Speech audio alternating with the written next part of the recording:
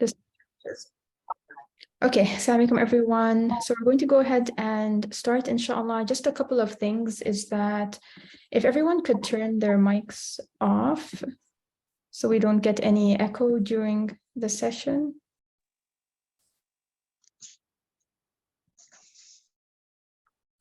Actually, I muted everyone, so that should be all set. And the second thing is that last week, I forgot to include the slides in the email, and then I received a bunch of messages asking for the slides. So what I did was I included the link to the slides in the video. So if you go to the video recording for last week, you will see in the description a link to the slides, inshallah. Okay, and then for the coming weeks, inshallah, it will be included in the email, so you don't need to go to the video. It's just because last week I forgot to include it. Okay, Bismillahirrahmanirrahim. So inshallah, we are going to continue with verses 6 to 16, inshallah. Last week, we looked at verses 1 to 5. And actually, maybe type in the chat, who remembers what our theme was last week when we looked at verses 1 to 5? That was so quick, mashallah. Yeah. Huda. Guidance. Huda. Yes, can everyone please mute their mics, inshallah? Just to make sure there's no echoes. Okay, inshallah. So yes, Huda, guidance, that's what our theme was last week, alhamdulillah. And today, let me just recap last week. So just as a recap, anybody who missed last week, you can just email me for the recording last week. But basically, we had a theme for the verses that we looked at, and that theme was Huda, guidance. And the reason that was the theme was because these verses focused on the people who are guided, Hudan lil-muttaqeen, that this book is a guidance for the God conscious, and then it went through describing the characteristics of the people who are God conscious, and at the end affirming that these are the people that are on Huda or are upon guidance. So that's why we had that as a theme. And the reason we are setting a theme each week is, inshallah, to make it easier for us to remember every study session what the theme was, and therefore remember what the verses were within that theme, inshallah. So it's just a method to help us be able to recall those verses, inshallah, as we are memorizing Surah Al-Baqarah. Okay, so let's go ahead now and look at our theme for this week. So our theme for this week is going to be the opposite.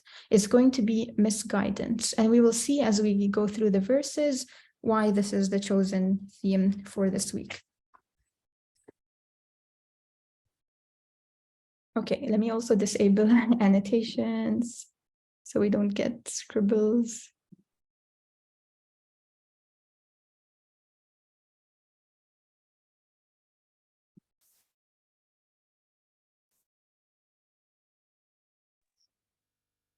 Okay.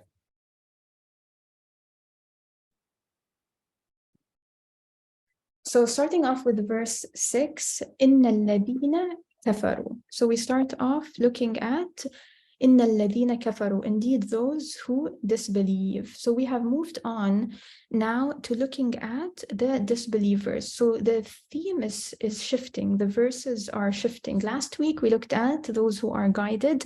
Now we are going to see people who are misguided. So this verse straight away takes us to إِنَّ الَّذِينَ كَفَرُوا, indeed those who disbelieve. It tells us what? So وَاءٌ عَلَيْهِمْ, it is all the same for them. It is all the same for them what? أَأَنذَرْتَهُمْ أَمْ لَمْ تُنذِرْهُمْ, whether you warned them or you didn't warn them. أَأَنذَرْتَهُمْ or لَمْ تُنذِرْهُمْ. Either way, whether you warn them or you don't warn them, they what? They will not believe. So we are told in this verse that those people that are set in their ways of disbelief, it doesn't matter whether you warn them or you don't warn them, they will not believe. And the Prophet ﷺ, when he was spreading the message, he was really eager for everyone to believe and be guided. All right, and Allah tells him that not to carry that burden, that he is only responsible to deliver the message. He can't make someone accept the message, right? And this is one of those reminders that there are going to be people who disbelieve, who are set in their disbelief, and it doesn't matter whether a warning comes to them or doesn't come to them. They don't want to believe. They're just closed off to believing. And then we see the next verse that says, خَتَمَ اللَّهُ عَلَى قُلُوبِهِمْ وَعَلَى سَمْعِهِمْ. Allah has set a seal upon their hearts and upon their hearing. So a question that comes up, you might think, okay, if Allah has sealed their hearts and their hearing, then why are these people held accountable? Right? Why are they held accountable if Allah has sealed their hearts? If Allah is not allowing them to be guided? The answer to this is that it's not Allah not allowing them to be guided. It's as a consequence of them being set in their ways of disbelief and not wanting to accept anything. As a consequence of that, Allah has sealed their hearts and their hearing. So he says, okay, you want to be self-sufficient and have nothing to do with me? Okay, fine, I will seal you in that way, in that fate. I'll slow down the Arabic pronunciation since mentioned in the chat. So, خَتَمَ اللَّهُ عَلَى قُلُوبِهِمْ وَعَلَى سَمْعِهِمْ. So Allah has sealed upon their hearts and their hearing. And then we are told what? On top of that, وَعَلَى أَبَصَارِهِمْ غِشَاوَةٌ. And over their vision is a veil. This word, غِشَاوَة, is like a covering, a veil. So even their eyesight is covered for them to be able to accept guidance. This is a really interesting point. So we are told that Allah has not only sealed their hearts, right? At the core of it, it is their hearts. But Allah has not only sealed their hearts, but He also sealed the means to their hearts. What do we mean by this? The means to someone's heart is through listening and seeing. If someone hears something, that something might then impact their heart somehow, right? They might find something, might find a comfort, or they might find an inclination in their heart. They might find something that softens their heart. Same thing with seeing. When someone witnesses something or sees something or experiences something, the impact can then be felt in their heart. So first comes the listening and seeing, which is a means to the heart. And then comes the impact on the heart and how the heart responds to what is seen or heard. So you hear and see first, and then your heart responds. And we are told what? We are told He has sealed their heart, He has sealed their hearing, and He has covered their eyesight. Absolutely, in every way, Allah has completely sealed all means of understanding and guidance to these people who have chosen to be set in their disbelief. So He has completely sealed it. There's no way to get to their hearts. He's completely sealed every avenue to get to their heart. So any means of understanding and guidance that they had, He has sealed it completely. And then we continue the verse, and this is already a great consequence, right? Great not meaning good, great meaning large consequence, right? This is a really great consequence of someone's disbelief. And then on top of that, we are told, وَلَهُمْ عَذَابٌ عَظِيمٌ. And for them is a great punishment. Not only do they have this great consequence happening to them, they also are going to have a great punishment. وَلَهُمْ عَذَابٌ عَظِيمٌ. So verses 6 and 7 that we just looked at were about disbelievers. And then now we are going to look at hypocrites in the next few verses. So we start off opening up. Allah is describing certain people, or introducing the fact that there are certain people that are hypocrites. What does he say? He says, وَمِنَ النَّاسِ مَنْ يَقُولُ آمنا بالله وباليوم الآخر وما هم بمؤمنين. So there are some people who say what we believe in Allah and the last day, but they are not believers. And this is the description of hypocrites that we are introduced to. They show belief, they show outwardly as if they believe with the things that they say. They say we believe, but they hide the truth, which is disbelief. So we are told that these people exist, that there are some who they say, آمنا بالله وباليوم الآخر. We believe in Allah and in the last day. This is what we see from them. But Allah tells us the truth of their condition, which is وَمَا هُمْ بِمُؤْمِنِينَ. The reality is that they are not believers. So he says there are people that outwardly will say that they believe, but the truth is that they are not believers. And this became an issue after the Prophet ﷺ and his people migrated to Medina and then grew in numbers and strength, and hypocrisy started to become a thing. When the people immigrated from Mecca, those who immigrated from Mecca with the Prophet ﷺ to Medina, their faith was clear. Those people that had immigrated, they were leaving everything behind, whether it was their wealth, their land, their homes, their things, their family, whoever it was, they were leaving everything behind for the sake of Allah, for the sake of Allah's pleasure, and they were immigrating. Those people, they were set in their faith. There was no doubt with their faith, and so they were seeking Allah's pleasure.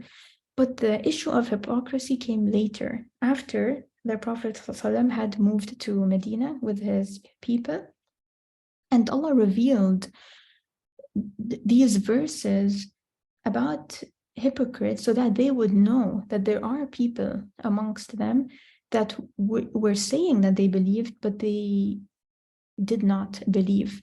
And we will see descriptions of their characteristics throughout these next few verses. You know what I'm going to do about the chat? I think I'll just completely close the chat so that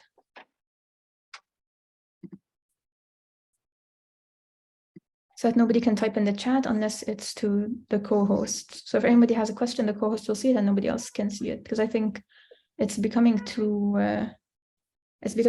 much to manage. So it's disabled now. Okay, so let's continue, inshallah. Can you please keep your mics closed, everyone? Just make sure they stay closed, inshallah, during the session.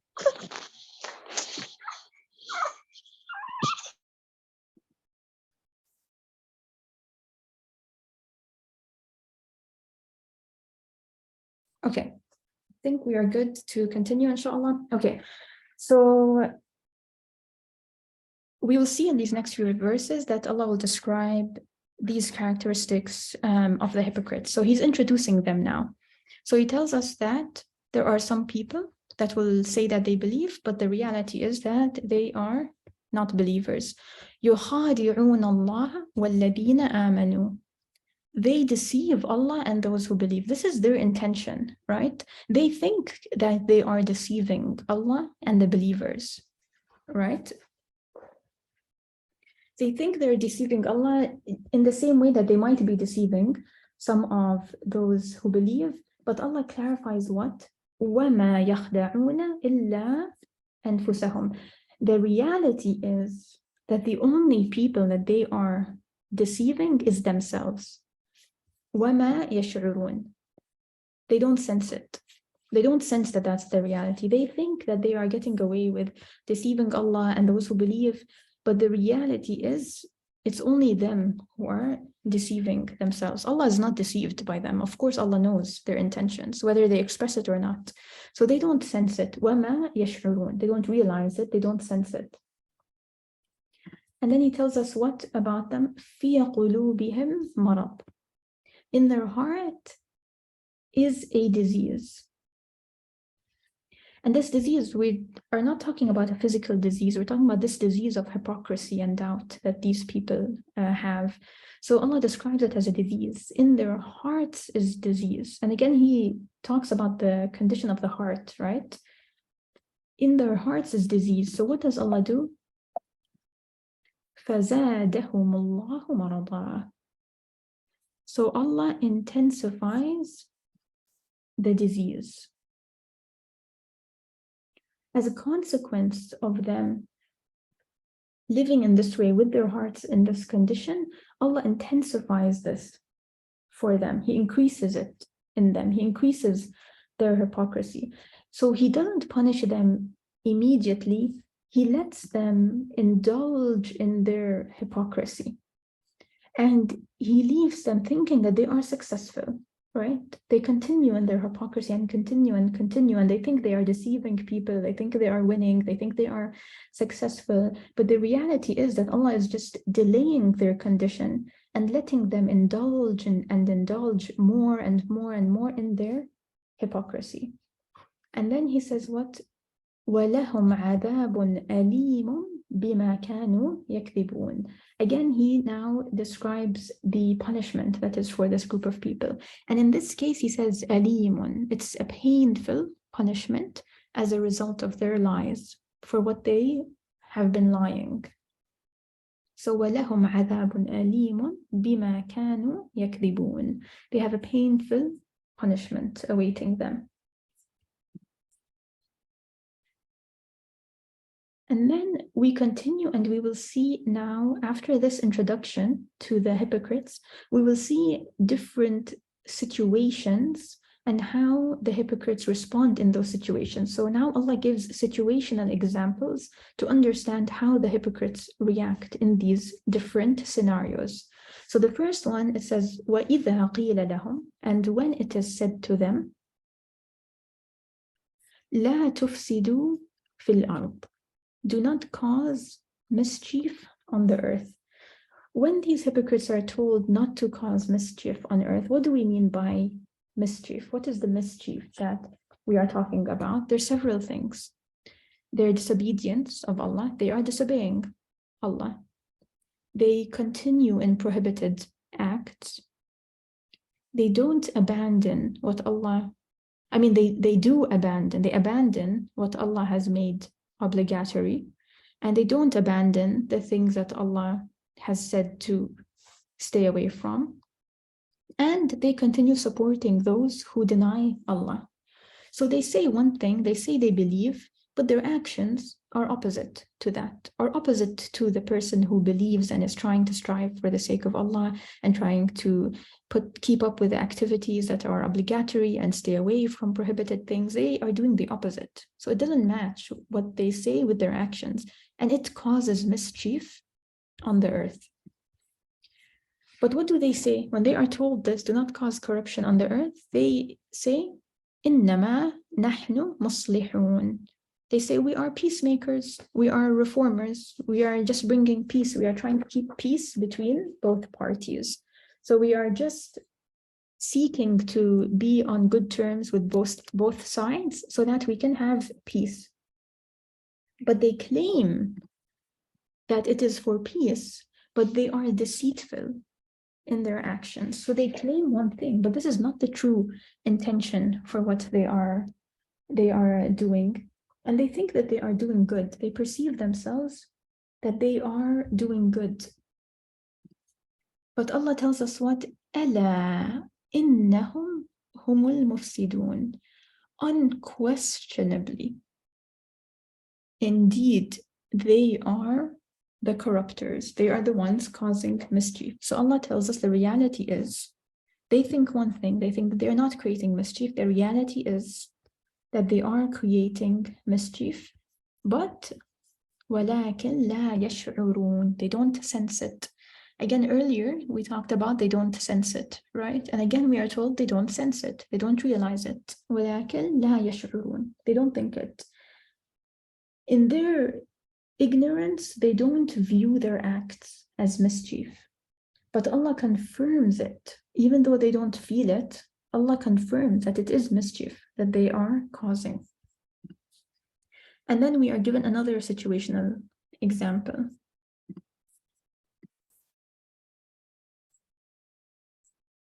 We are told, وَإِذَا قِيلَ لَهُمْ آمِنُوا كَمَا آمَنَ النَّاسُ. And when it is said to them, believe as the people have believed, what's their response here? قَالُوا أَنُؤْمِنُ كَمَا آمَنَ السُّفَهَاءُ. They say, should we believe as the foolish have believed? So they refer to the companions of the Prophet ﷺ and the people who believed, they refer to them as sufaha, the fools. That type of person who is ignorant or is simple-minded, has little knowledge, is not smart, they use this word to refer to the people who have decided to believe. That they are not smart, they're ignorant, they're simple-minded, they don't understand, and therefore they're following this message. So they refer to them as foolish. And then again, we see the response from Allah confirming who is actually the foolish one. So again, in a similar response, we see أَلَا إِنَّهُمْ هُمُ السُّفَهَاءُ وَلَكِنْ لَا يَعْلَمُونَ. Indeed, it is them who are the sufaha. It is them who are the fools. وَلَكِنْ لَا يَعْلَمُونَ. But they don't know it. Now, interestingly, they're using the word sufaha, right, to mean somebody who has little knowledge, little understanding, is simple-minded. And Allah refers to them as the ones who are ignorant and don't have the knowledge, and says, وَلَكِنْ لَا يَعْلَمُونَ. But they do not know, right? Use the word from ilm here, from knowledge. So they're the ones who have little knowledge or understanding, but they don't know. And again, it's coming from the word of knowledge or understanding. So they know not. And then another situation we are given. وَإِذَا لَقُوا الَّذِينَ آمَنُوا قَالُوا آمَنَّا. And when they meet those who believe, they say, we believe. So in front of the believers, they say, yes, we believe. No, that's what they say with their tongues. They say, we believe. But then what happens? And they do this to deceive them and for different benefits, right? When the Muslims became stronger and were becoming more successful, they saw benefit to that, right? To get a share of what the believers may get and other benefits that they would have. So they saw benefit in pretending that they were part of this group. But when they would retreat and be alone with what's referred to as their devils or their evil ones, what would they say? قالوا إنا معكم إنما نحن مستهزئون. They would say, indeed, we are with you. We were only mockers. We were only mocking them. So they would, when they would be alone, وإذا خلوا. So when they would be alone with their evil ones, meaning other disbelievers or other hypocrites and so on, they would then claim to be with them. They would say, actually, the reality is we are with you. We are just mocking the Muslims. We are just making fun of them or ridiculing them or mocking them.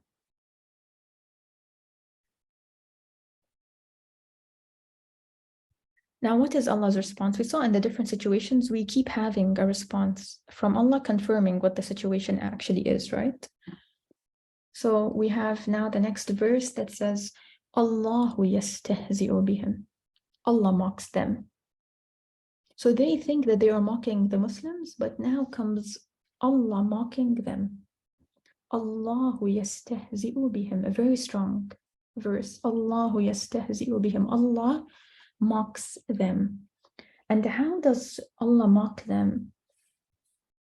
He prolongs them in their transgression. He prolongs them in the state that they are in. وَيَمُدُّهُمْ فِي طَغْيَانِهِمْ يَعْمَهُونَ. He prolongs them in this condition, in their transgression, and they wander in it blindly. They are blinded. This طغيان is to transgress the limits, to cross the boundaries, transgress the limits. So, and Allah prolongs them in that condition, transgressing the limits and leaving them blind in that. So He delays their punishment so that they may increase in this condition and increase in sinfulness. So who is the one mocking them at the end of the day? It's Allah who is mocking them. They don't realize that Allah is making their condition worse for them, and He leaves them blind in it. So they think that they are mocking the faith and the believers and so on, but the true mocking is coming from Allah, who prolongs them in this condition. And so they think that they are successful in this condition, right? They think they are successful because they are getting away with it, they are benefiting and so on. But the true success is with Allah, and they don't realize it while they are in this cycle of seeing themselves successful and seeing themselves playing both sides and so on. So He leaves them blind to this. And then we conclude with أُولَٰئِكَ الَّذِينَ اشْتَرَوُا الضَّلَالَةَ بِالْهُدَىٰ. Those are the ones who اشتروا, bought, or meaning chose. They chose something over another thing. They chose what? They chose error or being astray over guidance. Again, we see the word huda come up multiple times today because we are talking about the group that is now not on guidance. So they choose to be astray over guidance. They make this choice, basically using the word ishtaraw, like bought, like as if they have purchased to be astray over guidance. And Allah says, what about their purchase or the transaction that they have made? فَمَا رَبِحَتْ تِجَارَتُهُمْ. Their transaction has brought no profit.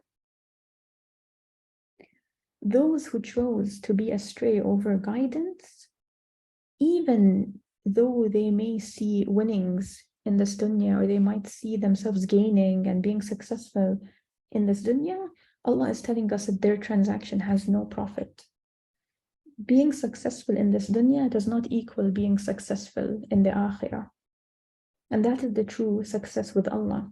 So these people who think that they are succeeding, doing certain things and getting away with it in the dunya, and think they are winning in the dunya, at the end of the day, everything in the dunya is temporary and will be lost. And Allah tells us that their transaction has no profit, has no success in it. And one of the things that is beautiful in the Quran is that it gives us many examples and descriptions using things that we are familiar with to understand a concept. So in this case, He uses the description of transactions, like buying and selling and trading and having a profit, which they were very familiar with at that time, and we are still familiar with, right? Having transactions, buying, selling. So Allah uses this concept for us to understand the choices we make that are like transactions, when we make one choice over another and what that leads to and so on. So He gives us this example of something that we are very familiar with to understand our choices. And so we conclude with this, and He says at the end, وَمَا كَانُوا مُهْتَدِينَ, nor were they guided. So now He confirms at the end of this verse that we're looking at, وَمَا كَانُوا مُهْتَدِينَ, that these people are not the guided ones. So last time when we talked about verses 1 to 5, we talked about those upon guidance. And these now are those not upon guidance, who are misguided, and we end confirming that. وَمَا كَانُوا مُهْتَدِينَ, and they were not of the guided ones. So as a recap, we're going to go over a quick summary, inshallah. As a recap, the theme is misguidance. And it should be more clear now why the theme was misguidance after we went through the verses to see these different groups of people, the disbelievers and the hypocrites. And we're going to do a quick summary of these verses. And we're also, as we do the summary, inshallah, we're also going to look at tips for these verses 6 to 16, some tips to help us remember and memorize these verses, inshallah, by looking at the different patterns and contrasts that we have in these next few verses that we have looked at today, inshallah. The first thing we're going to talk about is that verse 6 and 7 together was talking about the disbelievers, right? So Allah opened up telling us that indeed those who disbelieved, it doesn't matter, it's the same, whether you warned them or you didn't warn them, لا يؤمنون, they will not believe. And then he told us the condition of their heart. He tells us that he has set a seal on their hearts. على قلوبهم, قلوبهم, their hearts. He has set a seal on their hearts. And not only their hearts, but also their hearing, and also covered their eyes. وَلَهُمْ عَذَابٌ عَظِيمٌ. And as a reminder for us to reflect on, this is a really great consequence that these people have from Allah. And then he also says that they will have a great punishment. So one way to remember, inshallah, is to remember that this consequence is great of what Allah has done, sealing their heart and all the avenues to their heart. And on top of that, he says that for them is a great punishment. وَلَهُمْ عَذَابٌ عَظِيمٌ. And then when we looked at the next few verses, we'll take 8 to 10, and we will just call them the verses introducing the hypocrites, or an introduction to the hypocrites. And it opened up describing that there are some people who say that they believe in Allah and the final day, but the reality is that they have not believed, or they are not of the believers. And these people think that they are deceiving Allah and think that they are deceiving the believers, but the reality is that they are only deceiving themselves, and they don't realize this. And then again, Allah talks to us about قلوبهم, their hearts, right? And he says in their hearts is a disease, so Allah has increased their disease. And again, he tells us about a punishment that is waiting for this group of people. وَلَهُمْ عَذَابٌ أَلِيمٌ بِمَا كَانُوا يَكْذِبُونَ. The difference here is he describes it as a painful punishment, whereas before for the disbelievers in the previous slide, he said it's a great punishment, right? Here he calls it painful. One way to remember this is that he describes their hearts as having a disease, right? Usually when you think of somebody who has a disease, you think of them being in pain, right? So one way to remember, and this verse that it's associated with a painful punishment, is just to remember that in the verse where Allah describes their hearts being in a disease, he describes their punishment as painful. So that's one way to help remember, by just drawing some conclusions or reminders in the verse to help you memorize, inshallah. And look at the structure as well, is that they both kind of have a similar structure, right? When we talked about the disbelievers, he explained to them, he explains that whether you warned them or not, they would not believe. He mentioned their hearts, something about their hearts, and then it concluded with what punishment is waiting for them. When we look at the introduction to the hypocrites, we see he describes them, how they are as people, right? They say one thing, but the truth is the other. They think they are being deceitful. He then describes their hearts, so قلوبهم, and then describes what punishment is waiting for them. So again, just recognizing these different patterns as we try to memorize, inshallah, will hopefully help us remember the structure, inshallah, as we try to memorize these verses. Then we move on to verses 11 to 15.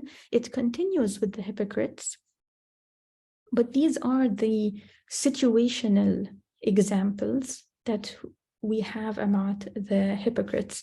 And we are going to call this section the وَإِذَا section. وَإِذَا meaning and when.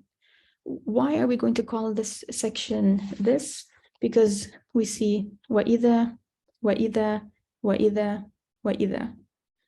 Okay, وَإِذَا meaning and when. So we are told and when, something explaining a situation, and how the hypocrites are in that situation. And then we are told again, وَإِذَا something something, how the hypocrites are in that situation.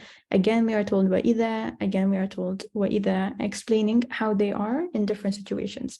So these different situations begin with وَإِذَا, وَإِذَا, وَإِذَا, and when, and when, and when. So we're just going to call this section and when. The and when section, وَإِذَا section, okay? The other thing to notice in this section is that when we do say وَإِذَا, it will follow it with قالوا, they say. So, and when something, something, something, قالوا, they say something, something. Same thing in the next one. وَإِذَا something, so and when, and a certain situation is mentioned, what happens? They say something. So قالوا, and then something. So you'll see it after each وَإِذَا. Again here, وَإِذَا and when, situation, قالوا, they say something. And when, situation, they say something. So each situation has them saying something. Okay, so that's another structure thing to pay attention to.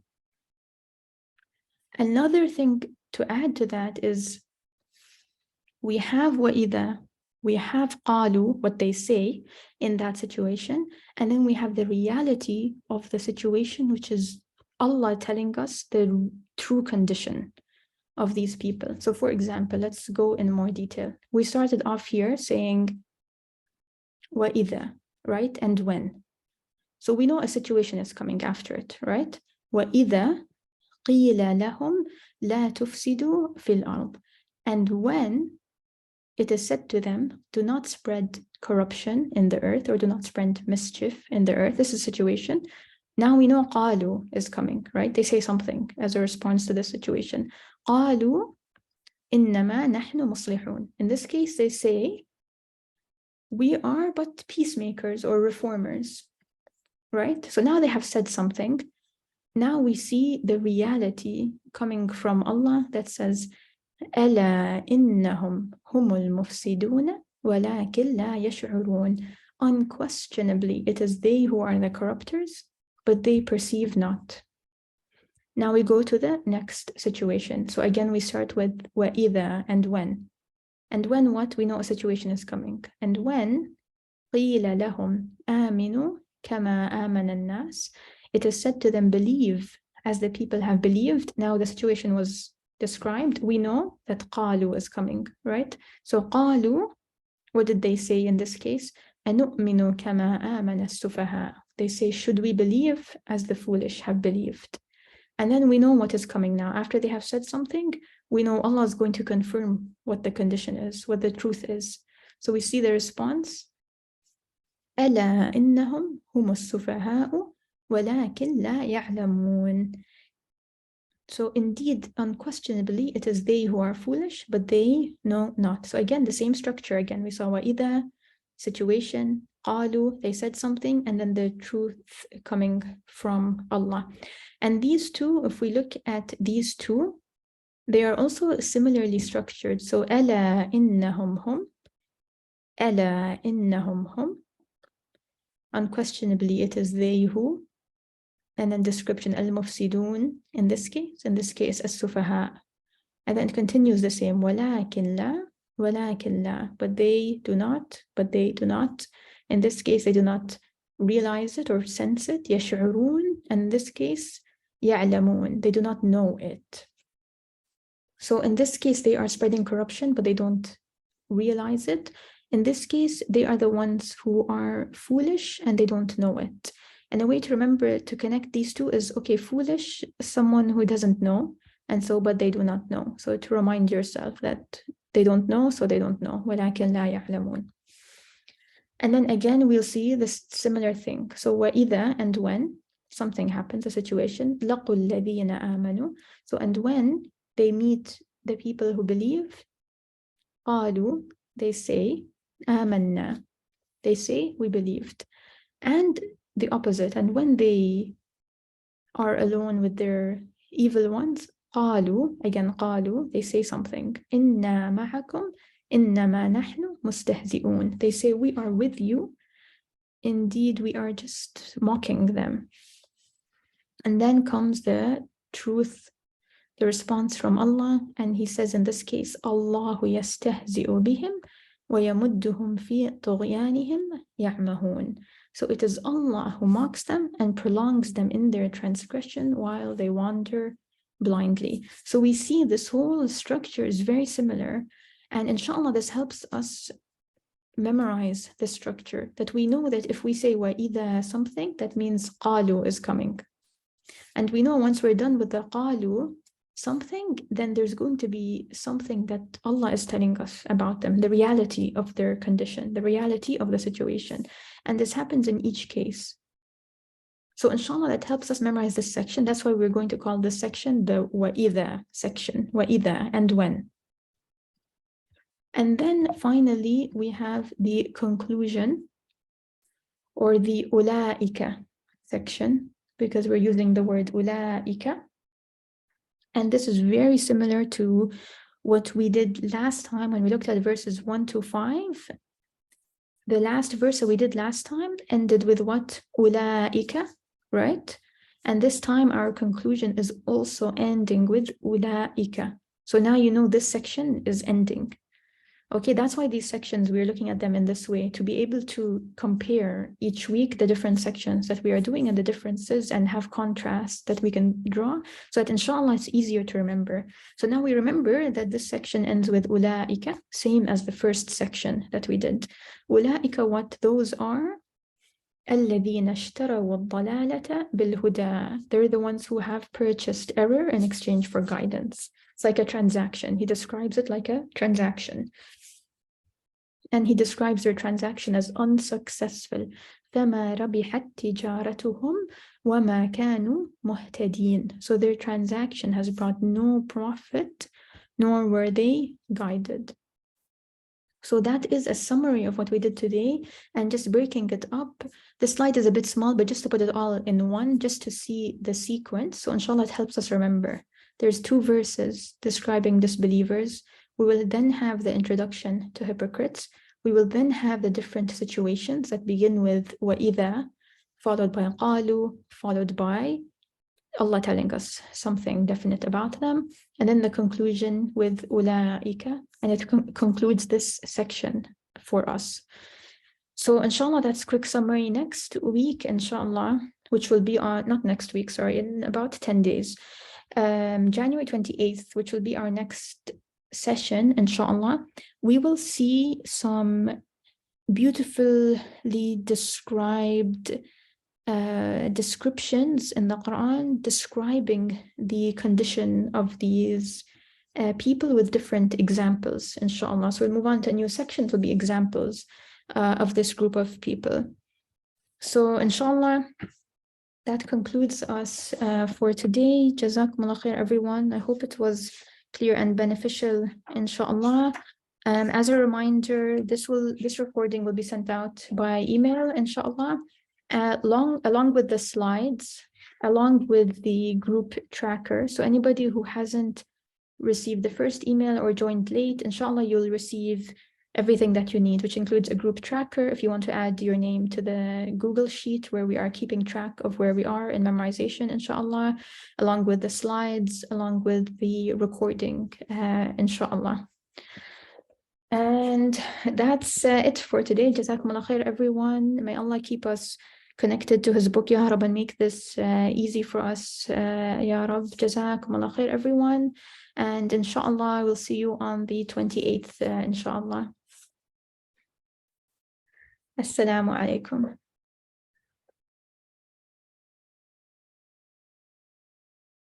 عليكم السلام ورحمة الله.